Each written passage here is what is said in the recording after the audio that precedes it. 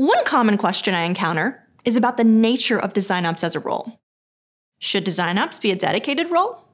In other words, should this work be the full-time responsibility of someone? Or should it be divvied up and assigned as part-time responsibilities across multiple people who also do other types of work, like design work? I hate to use the old UX adage to answer this question, but it really does depend. Many teams could benefit tremendously from a full-time design ops professional, but others might not be at a place where they really need a totally dedicated design ops team or role. First of all, let's face reality. Many design teams might not have the authority or buy-in to stand up a full-time design ops team or role as a first step on their design ops journey. If you do, that's great. But more often, design ops is born from personal initiative. Some individual, like a design team member, recognizes the need for a design ops effort, something like building a research repository, documenting the design process, or maybe creating a playbook of design methods, likely because of their own pain points and struggles, and they take it on because it's needed.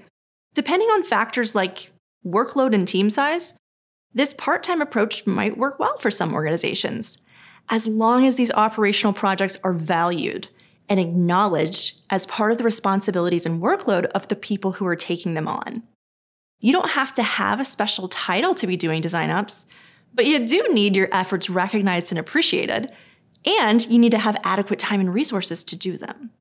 Now, on the other hand, if you're in a position where design ops related efforts and activities are overwhelming your ability to do your real job of designing, well, it's time to make the case for a full-time dedicated design ops role to relieve the team's workload and help optimize the design process. The most straightforward way to do this is just track your and your team's time spent on various day-to-day activities. If a significant portion of the team's daily time is consistently spent on administrative and operational tasks, maybe things like tool management or process documentation, that's a good case that not only is a full-time design ops role warranted, but it's going to increase the bottom line for the design organization because it's going to enable designers to be more productive in the work they do best and that they were hired to do. Whether you're a designer taking on design ops efforts or a dedicated design ops role shaping a design ops practice, benchmark and track your efforts.